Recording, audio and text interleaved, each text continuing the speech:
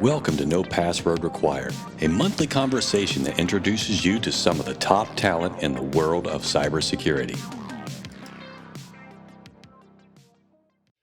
Hello and welcome to No Password Required, a podcast dedicated to exploring the minds and personalities that make up the field of cybersecurity.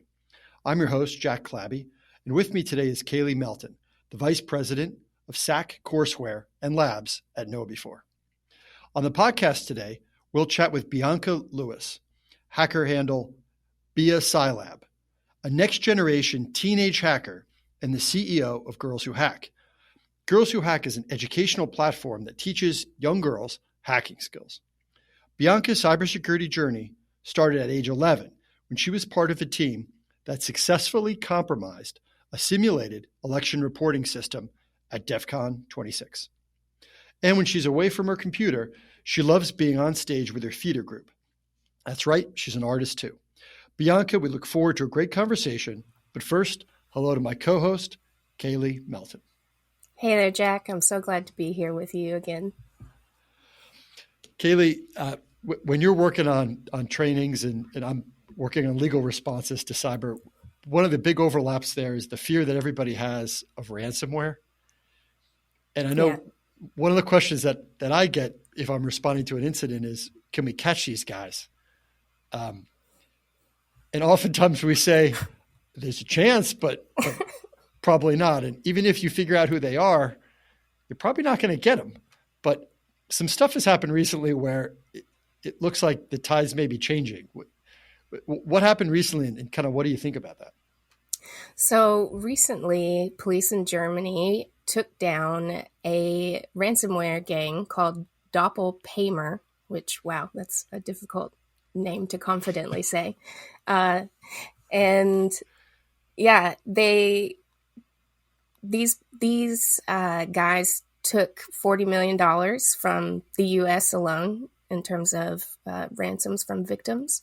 And the German police say that they've identified more than 600 victims.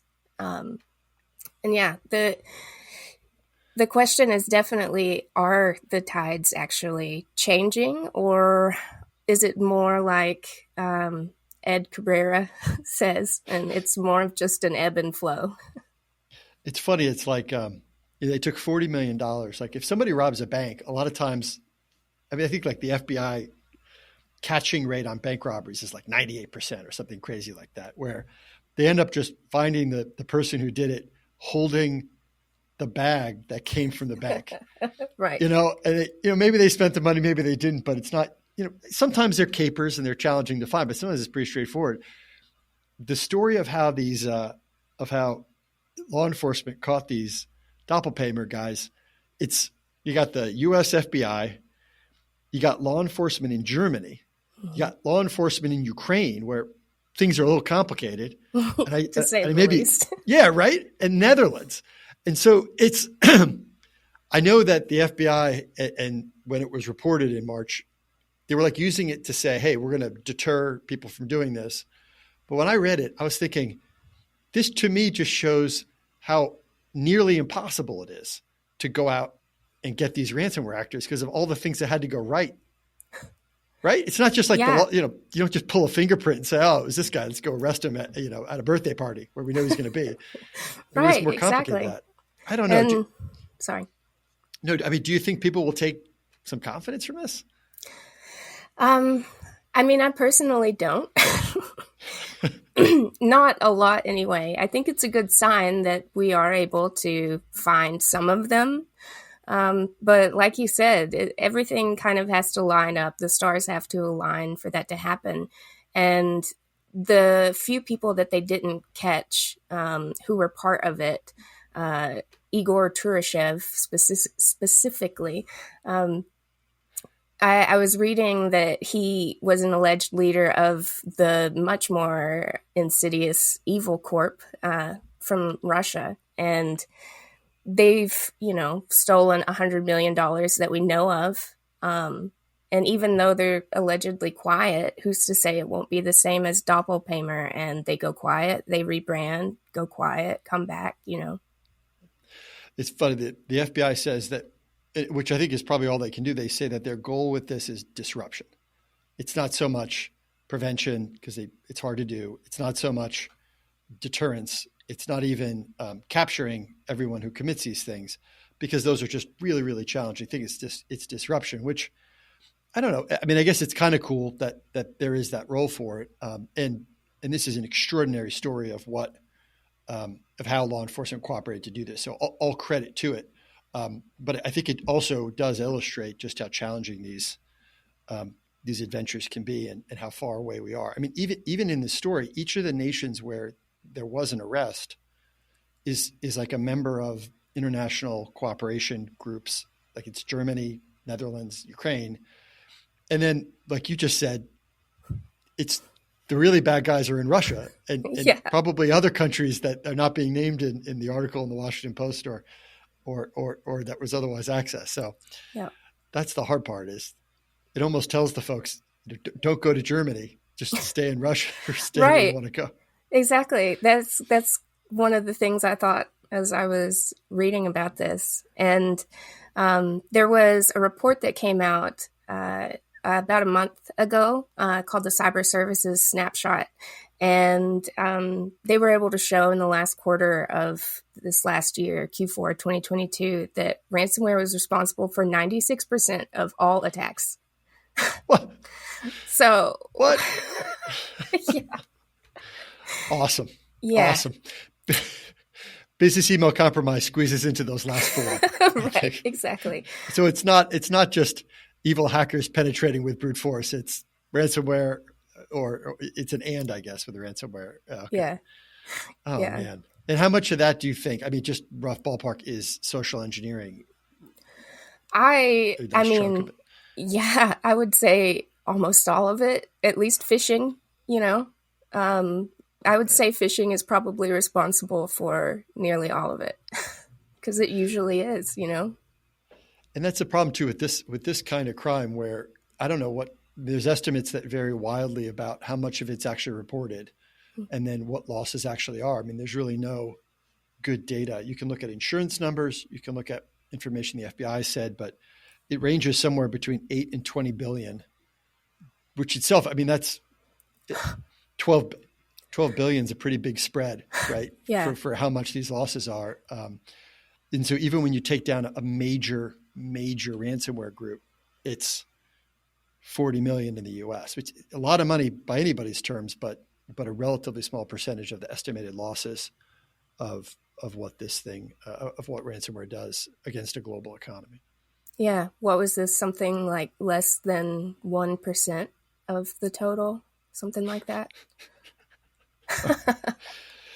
All right. Well, with that said, we're going to take a quick break. And when we return, we're going to talk to Bianca about being the CEO of Girls Who Hack and about her theater group's upcoming productions.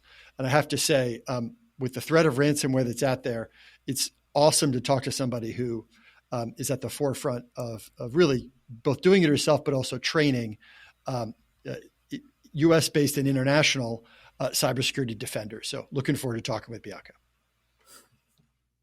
Looking for more no password required content? Follow us on Twitter, Instagram, Facebook, and LinkedIn at NoPasswordPod. And welcome back. Our guest is Bianca Lewis, the CEO of Girls Who Hack. Bianca, welcome to No Password Required. Hello, thank you for having me.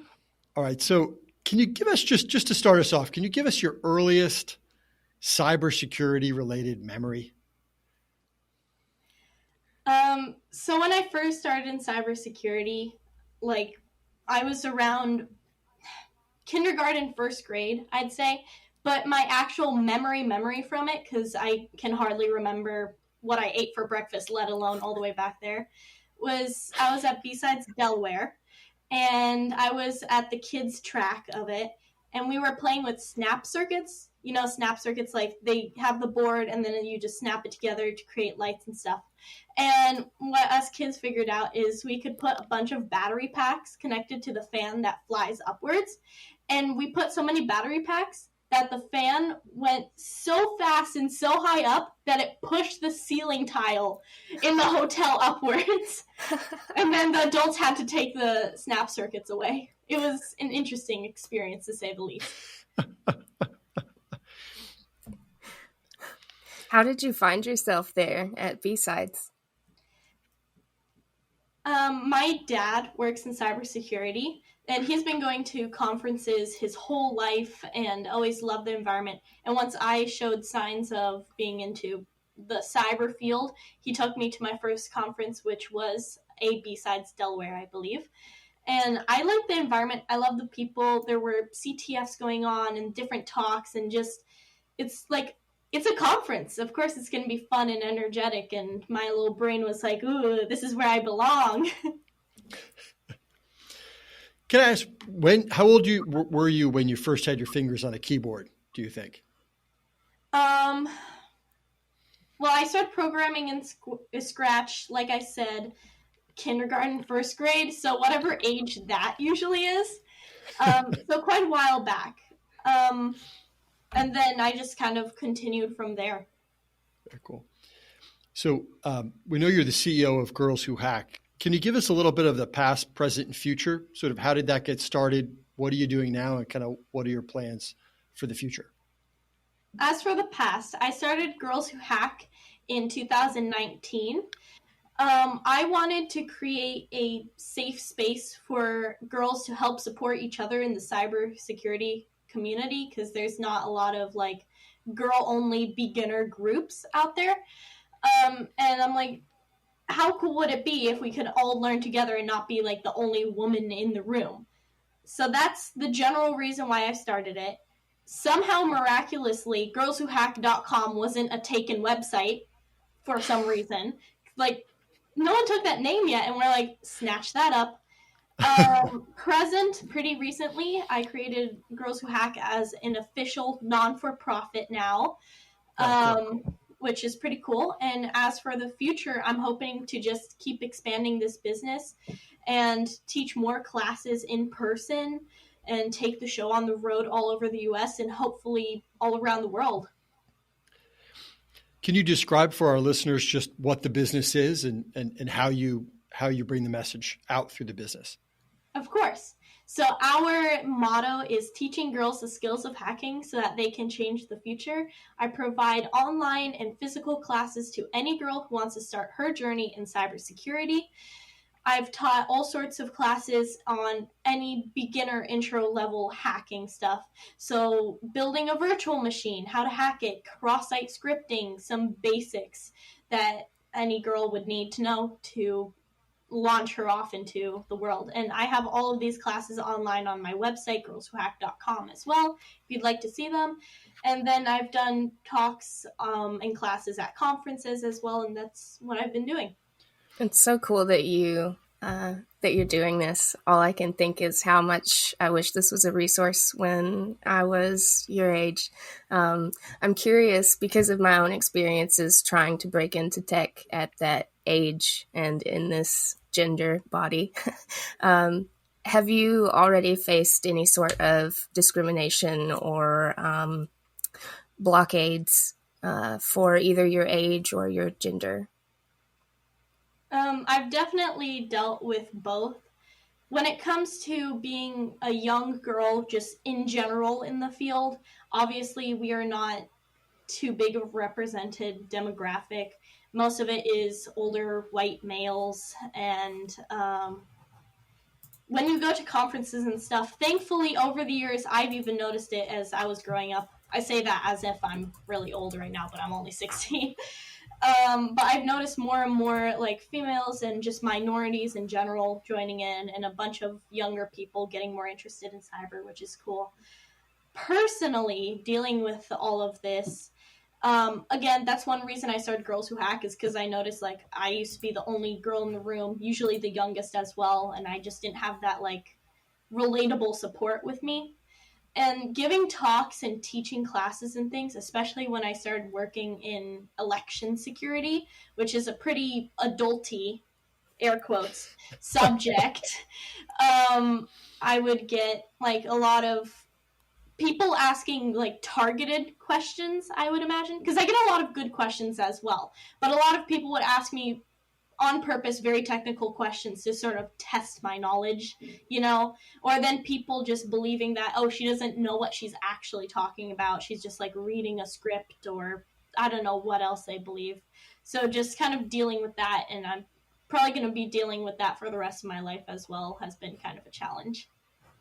So as part of the projects you're working on or through your own training, I mean, you at a young age have mastered this concept of public speaking. For a lot of our audience, and for a lot of people across the world, that's just a core fear. How did you develop your skills, and what advice do you have for folks, who may be afraid of public speaking? Ooh, public speaking. I get this question a lot because a lot of people in the cybersecurity field tend to be introverts, like at least like 80-90%. Especially since cybersecurity is a field where most people work behind the laptop all day and don't really have to interact with anyone. And of course, being an introvert, a lot of people don't really like going up and talking. Personally, the reason I believe I'm so good at talking is because I am an extrovert, born and raised. I've always done theater at school. I still do theater now. I just love talking to people and just sharing my knowledge. And when someone is public speaking, of course, there's different reasons you could be public speaking, whether that's for work or if you're talking at a conference on a subject you like. Advice point number 1, know what you're talking about, because then you have that confidence, like, I know what I'm talking about. 2, like what you're talking about. Of course, with work and stuff, you don't really get the choice, but have some passion behind it, and people will notice when you're speaking that you're not just boring, and they'll fall asleep on the Zoom call. Number 3, expect that you're going to mess up. Like, everybody messes up, and no one's going to remember it. I know a lot of people, before they go to bed at night, and maybe you guys too, think about some embarrassing thing you did like a million years ago. No one remembers that. Don't worry. Number 4, and this is the most important, biggest tip I can give, is make your talk entertaining. Make what you're speaking about entertaining. Make your voice entertaining. Don't be boring. No one likes a boring speaker. You can still be factual while putting a meme up on your slide. Don't put a million words up. No one's going to read it anyways. Just the facts up on the slide. Use some brighter colors. Talk with a chirpy voice. Just be more excited about what you're doing and don't just drone on and on. Have you seen a difference? I mean, you talked a minute ago about some doing more in-person training. When you do a training that's virtual versus in person, what are some of the differences between those types of training for the work that you do? Obviously, it's a bit harder to do like online things because I can't physically go over to someone's computer and be like, oh, do this, this is how you messed up. So just dealing with people's problems is a bit harder, especially when they don't have the technical vocab to be like, oh yeah, and then my terminal's not opening or something like that. They're like, the box thingy is not doing the thingy. And I'm like, oh. In person is definitely easier and more fun because I can actually interact with someone face to face. And respect to all the teachers over like the COVID period who had to teach online, because it's hard to help people online. It's hard to really form a bond and a connection, but I hope people still learn something. For some folks who might be starting off, or for a girl who might be considering joining the program and reaching out to you, sometimes there's that technology gap or risk about, do I have a good enough machine to participate in this? Or I want to get into hacking, but I don't have, 5 monitors and a terabytes worth of solid state. Like, what is that true? Like, or is that exaggerated? I mean, what kind of equipment do folks need if they want to just get started on this? As for my classes, all you really need is either, you can even use probably wouldn't necessarily recommend, but like a computer at the library or your school computer if needed. Just be careful not to break anything. That's one reason one of my classes is how to build a virtual machine, so that you can have this machine inside your machine that you can mess around with and break without ruining the actual machine. all you really need is like a laptop or a computer. All of my classes are pretty basic. You can even watch or listen to my classes and still learn something without having to do things hands-on. Because usually the way my classes go is the first portion is the talking portion, explaining what's going to happen, what things are, what's a server, how you can use it, etc. And then the next portion is more the hands-on thing. So as for my classes, there's not a lot of cyber classes out there that are truly good for beginners. Okay. So I tried to make this as beginner friendly as possible. If you can type and if you can use a mouse, you can pretty much do it. That's why this is aimed at middle to high school girls. So if you have some general knowledge and access to a laptop or computer and in person, if I do it at a place, like at a conference, they usually have laptops like preset that I can borrow. Okay. I'd love to get more like donations and anything that can help to like pay for basic level laptops I can take with me, or if some company wants to like donate old laptops that they don't use anymore, because companies love to just throw away perfectly good equipment. So, just basic level things for basic level information. I think, between the three of us on this, we attend a lot of conferences that are either cybersecurity related, hacking related, or otherwise. And so we've seen some really good ones and some bad ones.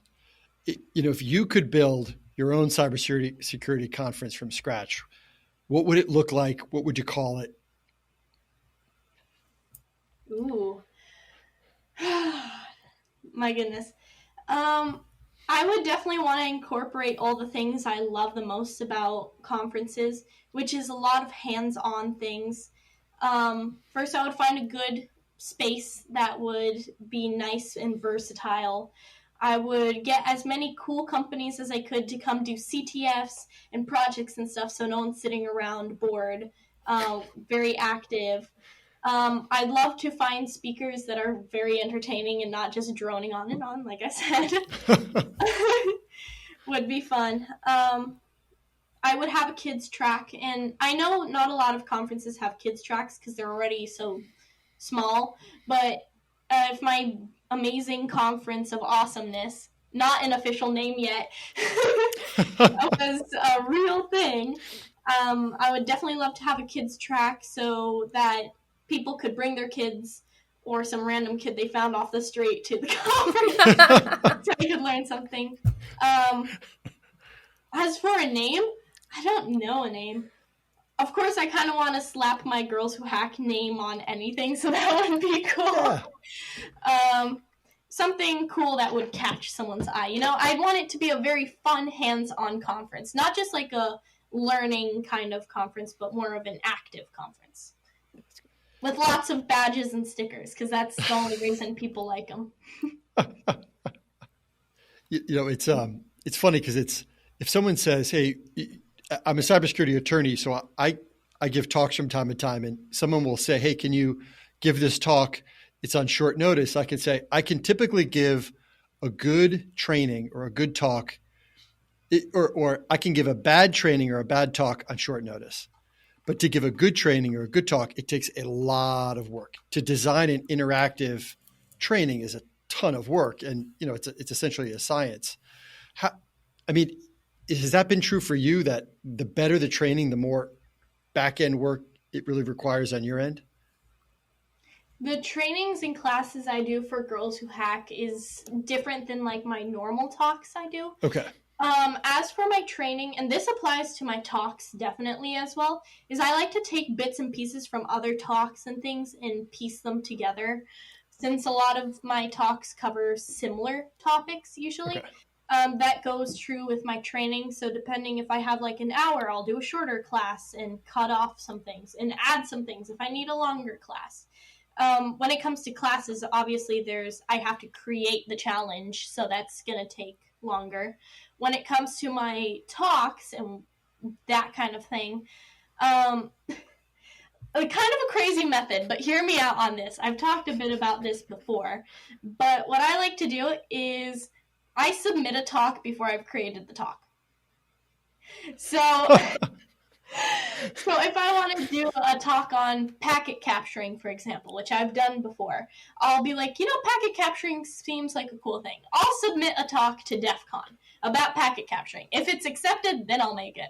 Then I get that time limit to create it, and I learn all I can about it, and then I teach everything I've learned about. So all my knowledge that I have in this brain gets shoved into a talk, and I talk about what I just learned to everyone else. A bit of a crazy process, I will admit. A little scary with the time crunch, but it always hopefully works out in the end. So, do you generally choose topics that you're like personally interested in learning about for your talks? Definitely, I only pick things that are usually relevant, and something I'm personally interested in, because why would I research and learn about something that doesn't pique my interest? So I pick something relevant that I'm also interested in, like the election hacking and things like that. I gather as much information, factual as I can. I form my own opinions on it, and then I shove it all into a talk and hope it goes well. There's that old advice, if you want to learn something, see it, do it, then teach it. Mm-hmm. I like your strategy is like commit to teaching it, then figure it out. I like that. All right. You mentioned DEF CON, and, you have some legendary touches on DEF CON. I wanted just to ask about, how old were you, just for the audience, when you delivered your first talk at DEF CON, and what was it about? I was 11, and I did 2 talks that year. The first talk I did, and I don't know if this is the correct order, because that was a very blurry conference in my brain. But I was 11 at the time, and for a school project for my science fair, I didn't want a normal baking soda, vinegar, volcano, egg is floating in the jar, ooh, kind of thing. So I created the water bot, and I've talked about it before. It's using a peristaltic pump.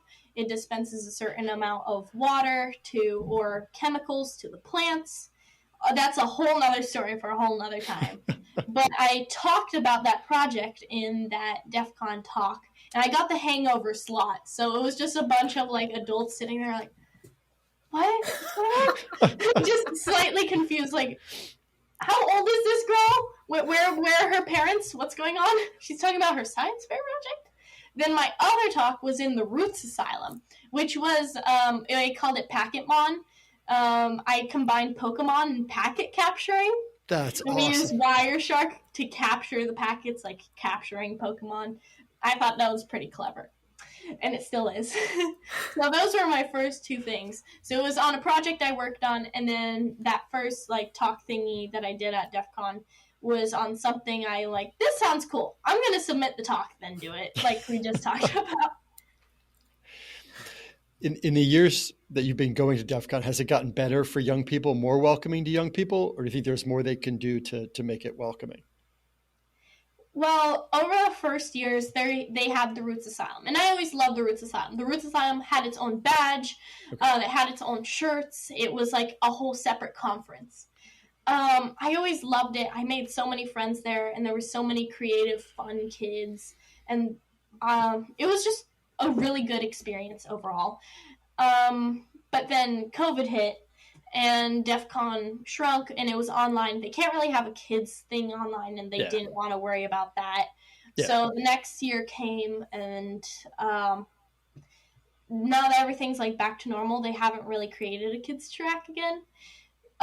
But hopefully it comes back. Hopefully we can have more of a kids thing, especially since DEF CON is so big, it has the resources to do it. But I think now conferences are just kind of picking themselves back up and going to their former glory. For sure. You've got a second company, and it's called Secure Open Vote. Can you tell us a little bit about what that's about and how you kind of came to focus on voting and as the issue area you picked? So I was never interested in voting, like most kids are. That's an adult thing. Why would I worry about voting? I'm not even old enough to vote. That's an old person thing. And that's what I thought. until I think I was even 11 at the time of this, at the Roots Asylum. They held a mock election reporting system that us kids got to hack.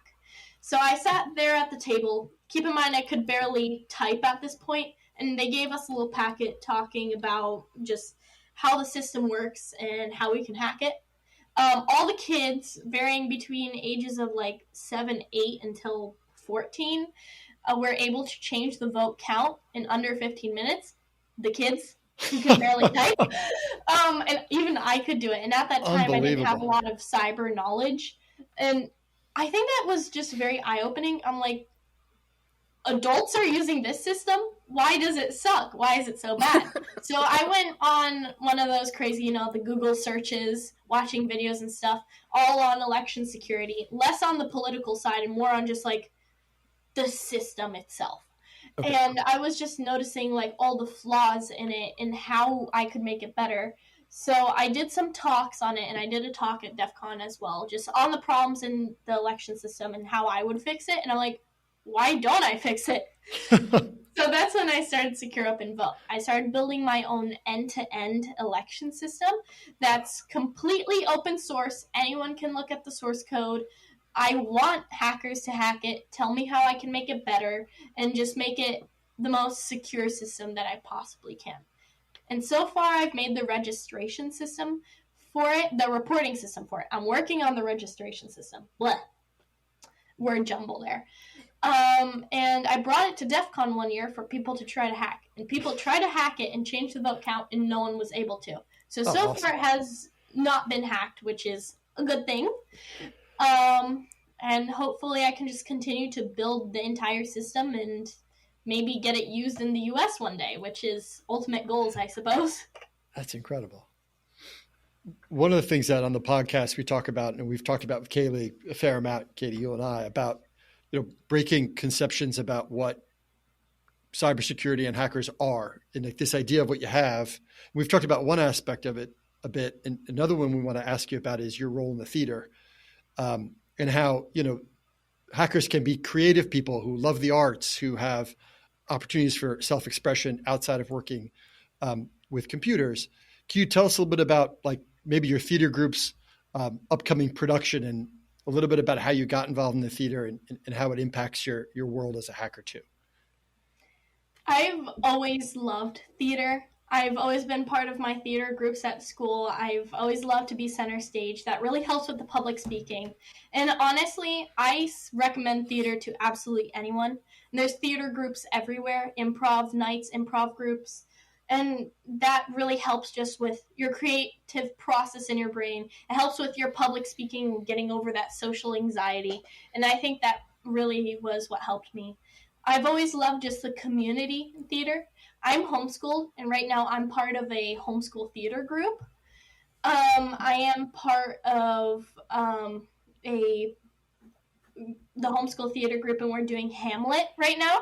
Oh, wow. The girl who was supposed to play Hamlet can't make it to do the show anymore, so halfway through all these practices, Mr. Joe, that's the guy who runs it, is like, hey, Bia, do you want to be Hamlet? And I'm like, sure.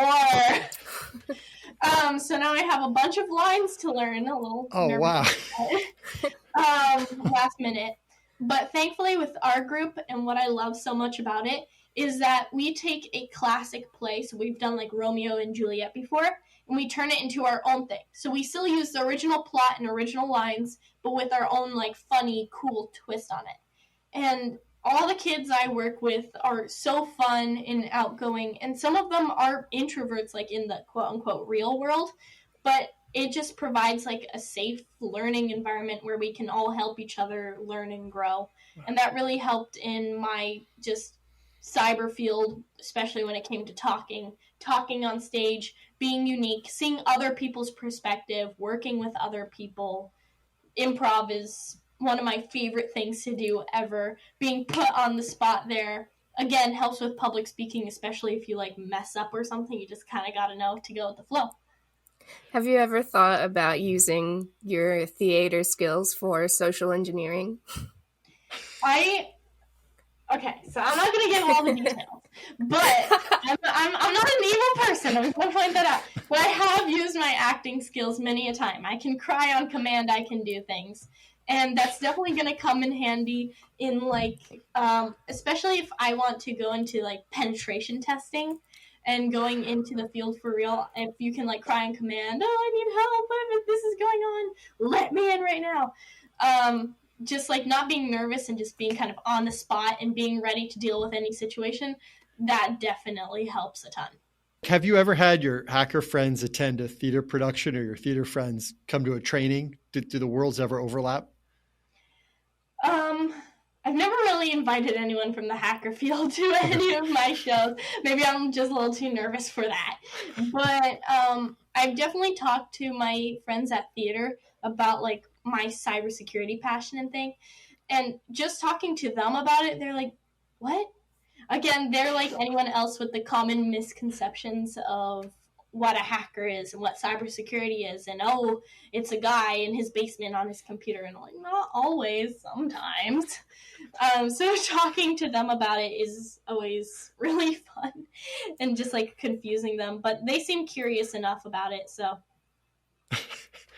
And nothing's pure art or pure technology. I mean, any production has lights, it has microphones. I mean, there's so much technology that goes into producing a play that they're not as far apart, I think, as they seem.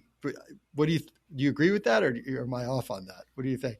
I agree on that. Honestly, anything nowadays involves tech, from school to work to just home life to social life. Like, you can't really escape technology unless you move to Alaska tomorrow, in the middle of nowhere, surviving off of drinking ice, or I don't know what people out there do.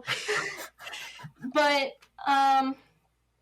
it's cool to see worlds overlap, and it takes, in the cybersecurity field, we always need more creativity and more opinions and things to get things moving.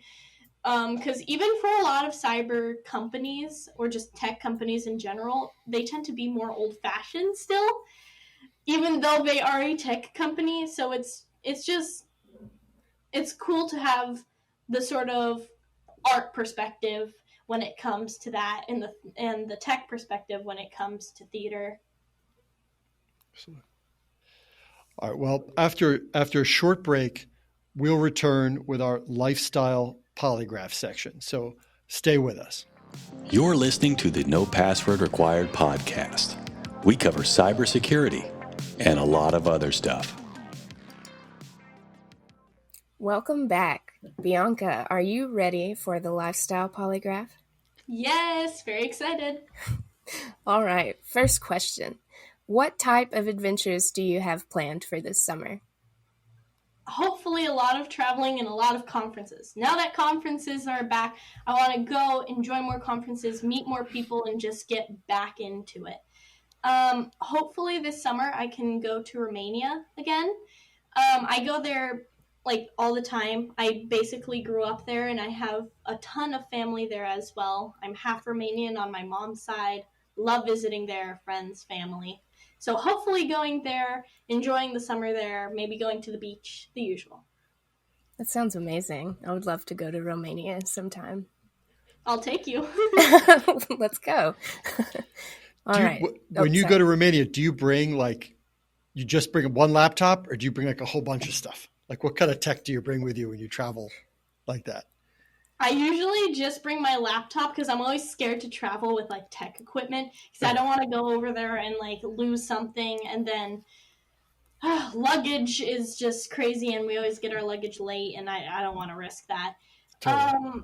But it's always cool to talk about my tech stuff with like my little cousins. I have two cousins over there, Alex and Anya. Anya's 12, Alex is 8, and I can talk like tech stuff to them and about what I do. I've done conferences in Romania before at Def Camp, and I've talked there as well. So I was on like one of the big news channels there, and they're like, I know that girl who's on the news. I'm like, yeah, that's me on the news here. Short story time here. I was in a Starbucks in Romania, like shortly after doing one of my talks there, after being on the news and stuff. And I was, there was like two older guys in front of me in line, and they look back at me and they're like, oh, "You're that hacker girl. You can go in front of us. Just don't hack us, please." And I'm like, "Gladly, step aside." That's awesome. Just don't hack us, please. Craziest experience ever. That's awesome. I'm imagining you as some sort of hacker superhero that can just like, you're hacked.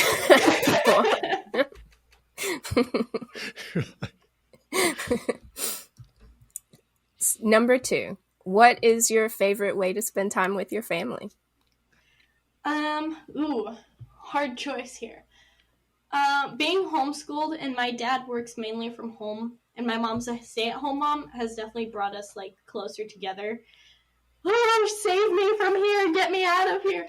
But it's always fun. My parents, again, dad works in tech and my mom is a complete badass. So getting to hang out with them is always fun because they're not like the strict, boring parents that a lot of people have. We go hiking a lot when the weather is nice. If the weather is like bad, we're like, another day. We love watching like movies and stuff together. We went through like all the Star Wars things, not including the side shows. We still have to do that. We went through all of Harry Potter. Now we're doing all of Marvel. Fun fact about my mom. She falls asleep during the action scenes. So like the big boss battles and fights, she always falls asleep to them. So they'll be screaming and yelling on TV and mom will be snoring on the couch like it's hilarious. And then we like have to shake her awake and she has to rewatch like half of the movie on her own to know what happened. It's a mess. But it's fun. She needs one of those white noise machines that people get to sleep, but it's just like car alarms and people yelling and fighting. Yeah. So let's pretend that your theater instructor challenged you to write a script for a cybersecurity-based production. What would the plot of the production be, and what role would you play? Ooh, good question. Let's see. Well, our theater group, like I said, does a lot of improv. And the last show we did before Hamlet was we did 30 plays in 60 minutes. And it's exactly what it sounds like. So us kids all created 30 plays that we did it in 60 minutes. But they're all out of order. So a random audience member gets to say a number like number 15. And we have to do play number 15 that we created. We have to memorize all these plays, know who's in each one, do them all out of order. It was quite a mess, but it was fun. So going off the improv thing and just like the funny idea thing, I think what would be cool, especially with my group, would be to have like a few main characters. The two main ones being like a real hacker and the other character being what people think a hacker is. Just to show the contrast. And they have to work together to go infiltrate this building. So the side characters would be people in the office building, the CEO of the company. And then the fake hacker would go in and do his fake hacking thing while the real hacker's like, we could have just like opened the door. We didn't have to like do all that crazy stuff. And I think it's a learning experience for the audience to learn all these misconceptions and how it's really done. And it's also funny because you have the two main characters being the opposite extremes.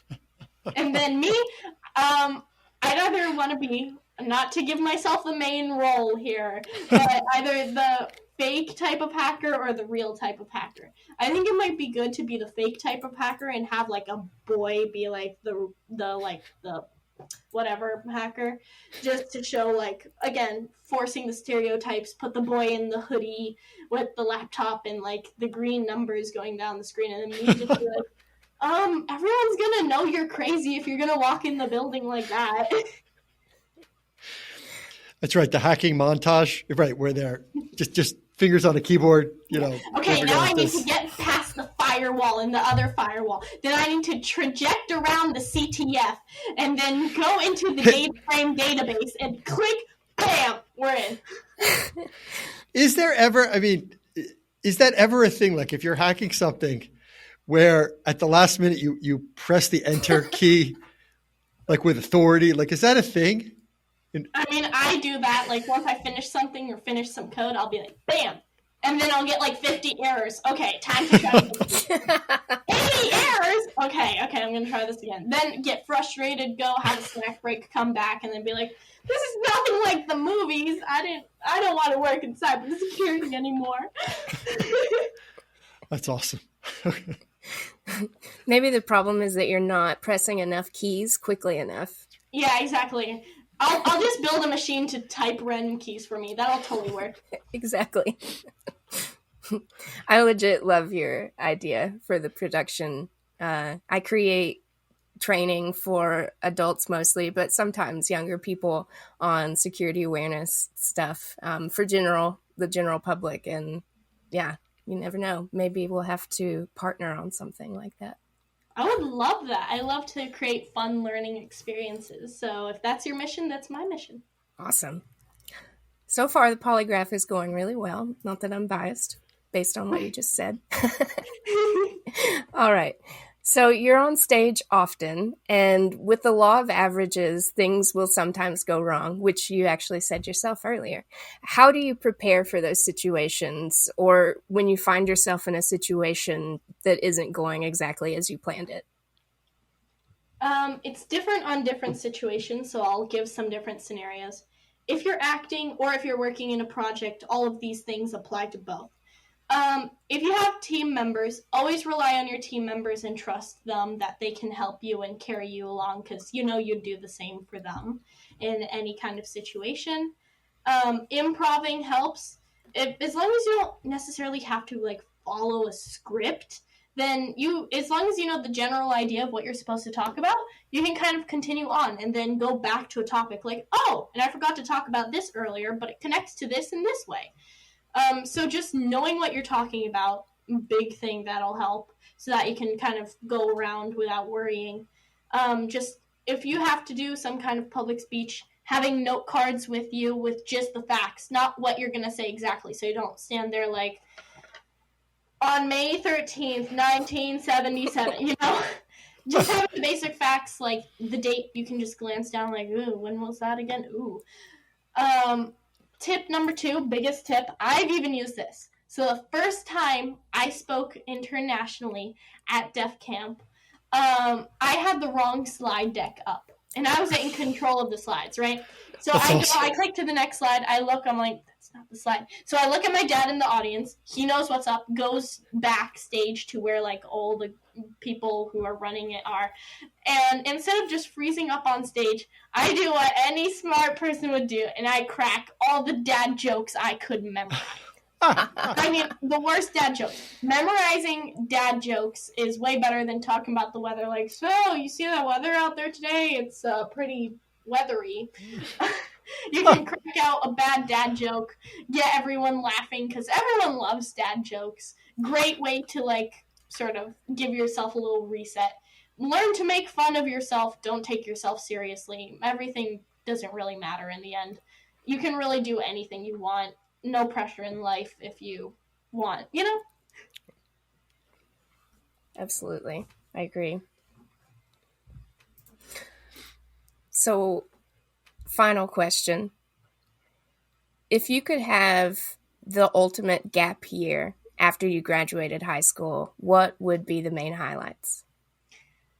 Well, I'm working to graduate high school this summer, hopefully. Like this year in general. Cool. I have to take my GED, and that has like 5-6 different tests I have to take. So once I finish all of those, I'm taking my gap year because I am only 16 and I'd rather not go to college this like young. Don't really feel ready for it. I'd love to have like an internship, would be cool to get more knowledge and experience under my belt. That'll give me more time to focus rather than having to focus on school or college. I'll have time to focus on my businesses and see where they go from there, and maybe I can launch them more towards the future. Just taking the gap year to just expand my knowledge and really decide exactly what I want to do. Because my problem is different than a lot of kids' problems. Because a lot of kids are like, I don't know what I want to be when I grow up. My problem is like, I want to be everything. Like, be like Barbie. You know how Barbie has a million jobs? I want that to be me. Like, I'll be hacking while being a flight attendant, while acting in a theater performance about a hacker flight attendant, while cooking backstage, while, I just want to do everything. And obviously that's sadly, crying over here, not possible yet. So just kind of discovering exactly what I want to do and exploring more of my hobbies and talents over the gap year. And traveling. Traveling's fun. I think that there's a really good chance of success because based on what you're already doing before even graduating high school, I feel like if anyone's going to achieve having all of the jobs, it's going to be you. Yay, thanks for the boost of confidence. Well, Bianca, thank you for joining us. If our listeners want to connect with you on social media or learn more about your companies, how can they do that? I'm on a lot of the social medias under BiaSciLab, BiaSciLab. That's my personal account. I also have accounts for girls who hack and secure up and vote. You can find them on everything too. Cool. I have, the Instagram, the Twitter, that's kind of burning right now. I have the Facebook too, if anyone actually uses that anymore. So you can connect to me on any of those things under any of those names, or you can go to my websites, BiaSciLab.com, secureopenvote.com, girlswhohack.com to check out more about myself and my projects. Awesome.